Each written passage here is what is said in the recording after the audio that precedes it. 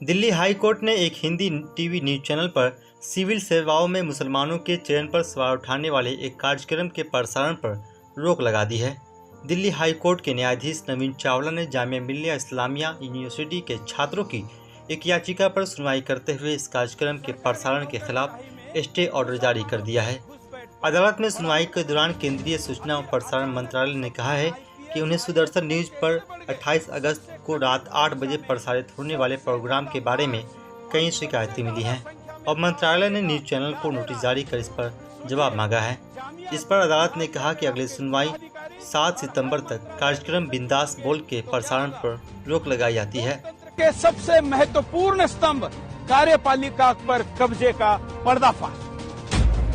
देखिए, नौकरशाही जिहाद पर हमारा महाअभियान शुक्रवार 28 अगस्त रात 8 बजे से बिंदास बोल में मेरे साथ।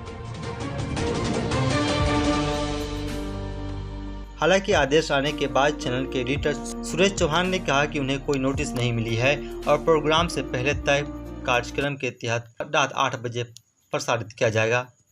हालांकि बाद में उन्होंने दावा किया कि प्रोग्राम से कुछ मिनट पहले उन्हें आदेश की कॉपी मिल गई है, इसलिए वो इसका प्रसारण स्थगित कर रहे हैं। सुदर्शन न्यूज नाम के इस न्यूज चैनल ने मंगलवार को एक टीजर जारी किया था, जिसमें चैनल के संपादक दावा किया था कि 28 अगस्त को प्रसारित होने वाले इस कार्यक्रम में कार्यपालिका के सबसे बड़े पर्दों पर मुस्लिम घुसपैठ का पर्दाफाश किया जाएगा।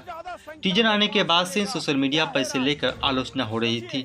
गुरुवार को भारतीय पुलिस सेवा के अधिकारियों के संगठन ने इसे गैर जिम्मेदाराना पत्रकारिता करार दिया।